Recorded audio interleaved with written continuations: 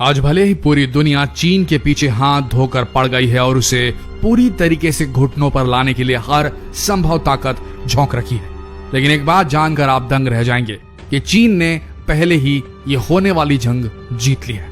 जी हाँ, चीन ने पहले ही इस दुनिया को गुलाम बना लिया है अपना।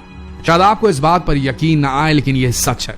आज दुनिया के हर देश में चीन अपने प्रोडक्ट्स की वजह से घुसपैठ कर चुका है। ये बात जानकर हैरान रह जाएंगे आप कि सन 2010 में, यानी कि आज से 10 साल पहले ही हमारे इस प्लैनेट पर, अर्थ पर, पृथ्वी पर 1/3 जो भी सामान मौजूद है वो कहीं ना कहीं चीन में बनाया गया है।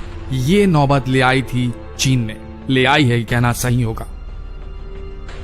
आज कोरोना वायरस की वजह से बहुत से देश चीन को और उसके प्रोडक्ट्स को बायकॉट करने की बात कर रहे हैं, लेकिन असलियत में ऐसा कर पाना बहुत मुश्किल हो चुका है। आपको ये बात थोड़ी अटपटी लगे, लेकिन इस वीडियो को देखने के बाद आपको यकीन हो जाएगा कि इस दुनिया में चीन का कितना बड़ा महत्व हो चुका है। चीन आज दुनिया के हर क्षेत्र में, हर घर में घुस चुका है और चीन ने इसकी शुरुआत आज से 40 साल से 50 साल पहले कर दी थी। चीन ने 1970 के दशक में अपने देश में फैक्ट्रीज और मैन्युफैक्चरिंग पर ध्यान देना शुरू किया ताकि वो अपनी इकोनॉमी को सुधार सके। उसके बाद वो हुआ जो संभव नहीं था। एक कृषि प्रधान मंझोला किस्म का देश आज प्रोडक्शन हब बन चुका है पूरी दुनिया का। धीरे धीरे चीन में कई विदेशी कंपनियों का आगमन हुआ और एक दशक के बाद चीन में 500 से अधिक विदेशी कंपनियों ने जन्म ले लिया। चीन में बाकी देशों की कंपनियों का आगमन एक मुख्य कारण था वहां की लेबर फोर्स का महंगे होने का, क्योंकि चीन में लेबर फोर्स उस वक्त बहुत सस्ते हुआ करते थे और चीनी सरकार ने विदेशी कंपनियों को टैक्स में भी भारी छूट दे रखी थी। यही वो वजह रही जिसकी वजह से चीन में प्रोडक्ट्स बहुत ही सस्ते दामों पर बनाए जा सकते थे और अगर कोई देश उन्हीं प्रोडक्ट्स को अपने ही देश में बनाने की कोशिश करता तो वो चीन का मुकाबला उस कीमत पर, उस क्वालिटी पर नहीं कर सकता था, क्योंकि चीन सेम क्वालिटी, सेम क्वांटिटी, सिर्फ कम दामों में सामान बनाने की महारत हासिल कर चुका था। और इसी अपॉर्चुनिटी को देखते हुए दुनिया की बाकी कंपनियां भी अपने अपने कंपटीटर्स को हराने के लिए, बेहतर और सस्ता माल बनवाने के लिए चीन में अपने मैन्युफैक्चरिंग यूनिट डालने लगी। 1980 के दशक में चीन में करीब 500 विदेशी कंपनियों ने अपने मैन्युफैक्चरिंग यूनिट डाल दिए थे और 2010 के आते आते चीन पूरी दुनिया का 1/3 माल खुद ही बनाने लगा था। आज 50 साल बाद यह हालात है कि चीन एक मजबूत इकोनॉमी वाला देश बन चुका है। आज इकोनॉमी के मामले में अगर किसी देश का नाम यूएस के बाद आता है, अमेरिका के बाद आता है, तो वह है चीन। और ये सब हो पाया है चीन के सस्ते लेबर फोर्स और चीन की सरकार की बेहतरीन टैक्स नीतियों के चलते, जो बेहद आसान है नया काम शुरू करने वालों के लिए।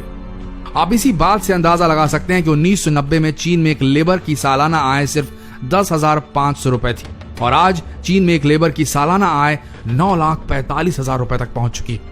आप देख ही सकते हैं कि कितना बड़ा अंतर है और इस बात से ये पता चलता है कि चीन में अब पैसों की कमी नहीं, लेकिन आज की तारीख में चीन को एक मुजरिम की तरह माना जा रहा है।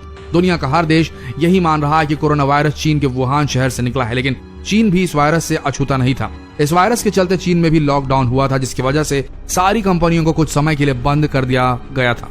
चीन दुनिया का एक ऐसा देश है जो सबसे ज्यादा मेडिकल इक्विपमेंट और दवाइयां बनाता है, लेकिन इस लॉकडाउन की वजह से चीन में भी दवाइयां और इक्विपमेंट बनाने वाली कंपनियों को बंद कर दिया गया था, नतीजतन जिसका सीधा असर दुनिया के अन्य देशों में पड़ा और इतना बुरा पड़ा कि जिसकी कल्पना भी नहीं की जा सकती। जैसे इस महामारी ने पूरी दुनिया को अपनी चपेट में ले लिया, तब हर जगह मामूली दवाइयां और मेडिकल इक्विपमेंट्स की बहुत ज्यादा शॉर्टेज होने लगी, क्योंकि अब तक सभी देश इसके लिए चीन पर ही निर्भर हैं और चीन से ही सभी दवाओं और मेडिकल उपकरणों को मंगाया जाता है। यहाँ तक कि छोटे छोटे घरेलू सामान बनाने वाली कंपनियों में भी रॉ मटेरियल की शॉर्टेज पैदा होने लगी, क्योंकि लॉकडाउन की वजह से चीन की बहुत सी कंपनियां कुछ समय के लिए बंद कर दी गई थी।